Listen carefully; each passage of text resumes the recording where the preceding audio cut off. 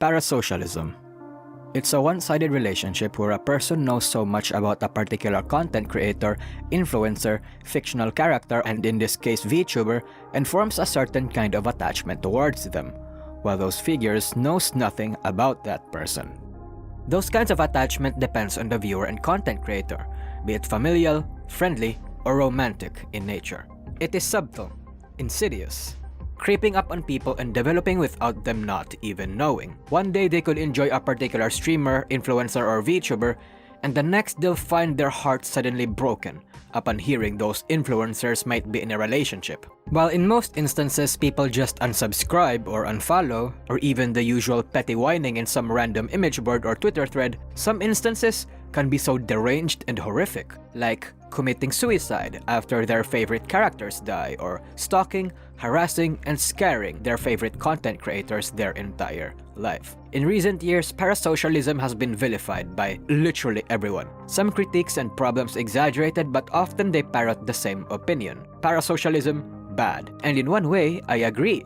The deepest ends of parasocialism are cause for one of the internet's most fucked up stories, but I don't think parasocialism is necessarily bad. See, parasocialism is more nuanced than that. While everyone simplifies it to just a person developing some kind of obsessive or unrequited attachment towards someone or something, there are actually layers and depths to consider.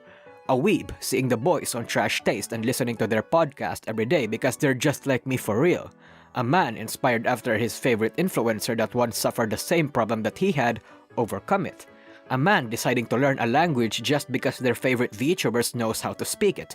Parasocialism isn't the Venta Black concept that many people paint it as. It can be healthy. In fact, I would argue most cases of parasocialism is actually healthy. We all have parasocial relationships in some shape or form. By its technical definition, being a fan of someone is a parasocial relationship, and most of the time, that actually helps us grow, like learning a language, mastering an instrument, becoming a good dancer, or even just a temporary escape from the harsh world so that we can come back refreshed and ready to face it again. Sometimes, we just need our role model and Oshis to give us encouraging words.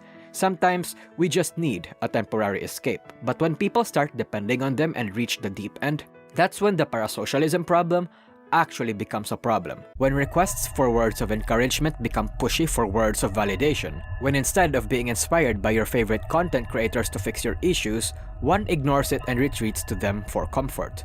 When one escapes reality and leaves for good. Many people have talked about the dangers of parasocialism, especially that of a romantic nature.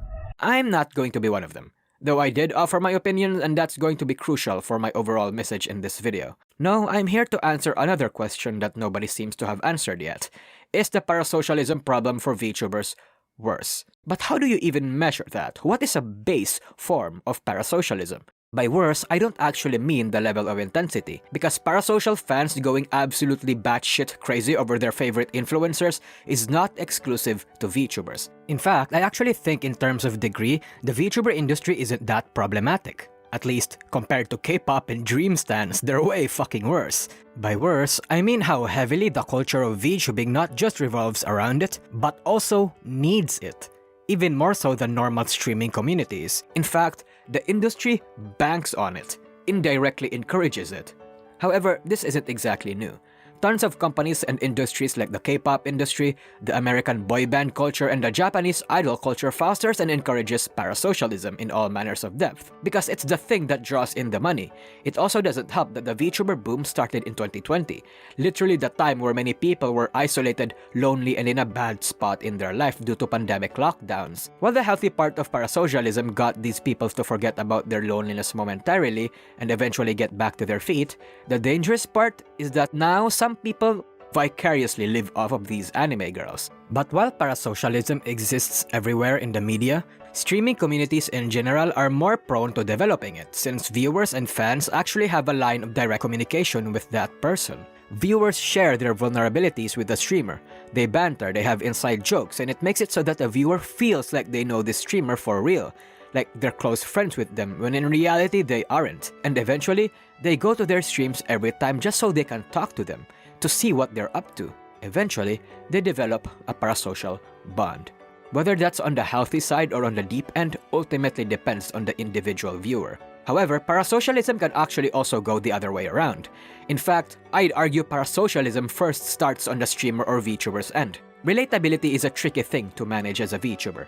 In one hand, they absolutely need it so that people can connect with them and understand them better, which is part of a healthy parasocial relationship, of course, but afterwards, it's their responsibility to put up proper boundaries. Still, no matter what you do, even if you put up that boundary, there will always be fans that will fall to the deep end of parasocialism.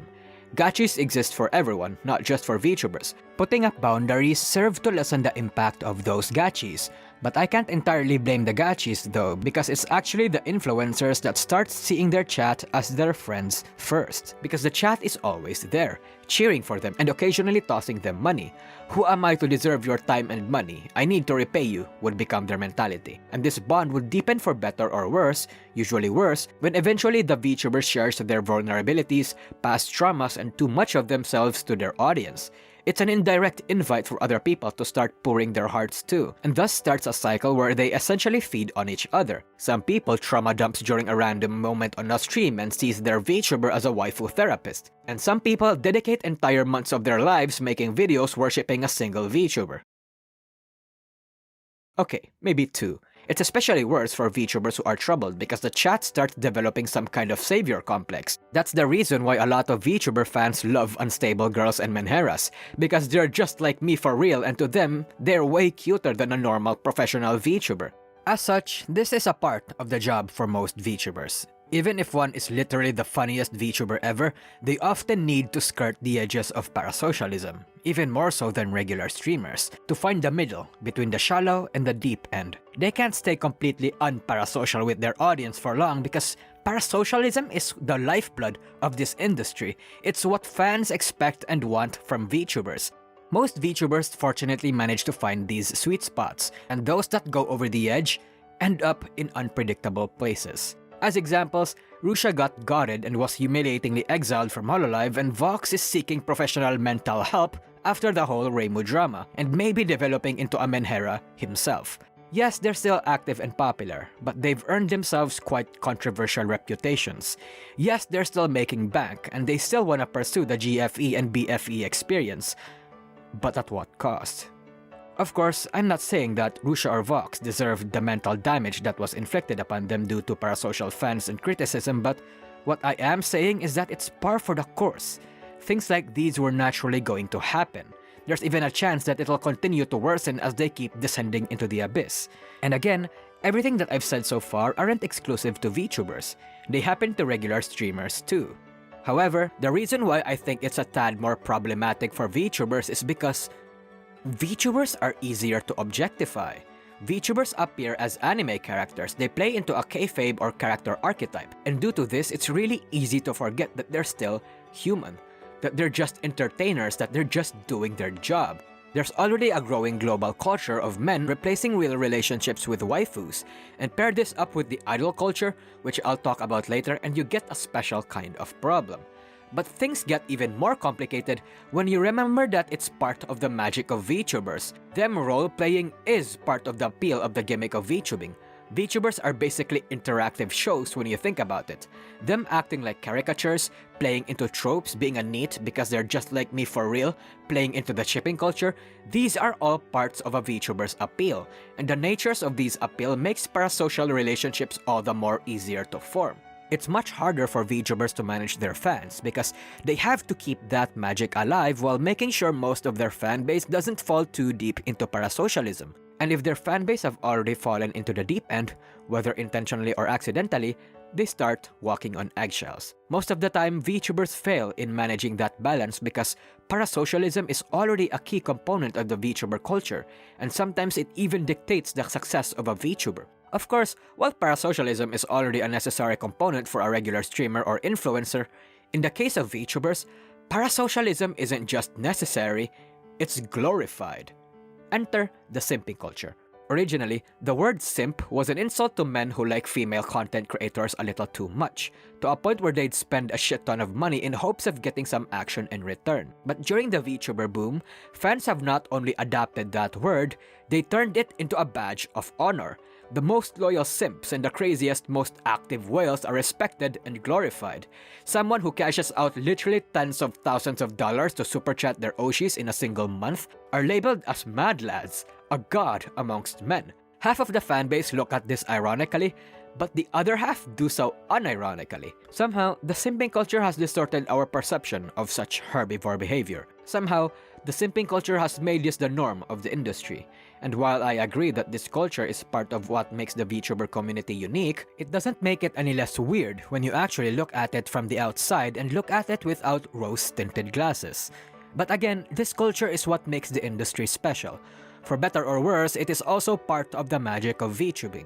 In fact, this culture is why the VTuber boom happened in the first place, and why Hololive became the most popular global VTuber agency. Because the thing about industries is that the top dogs will always be the trendsetters.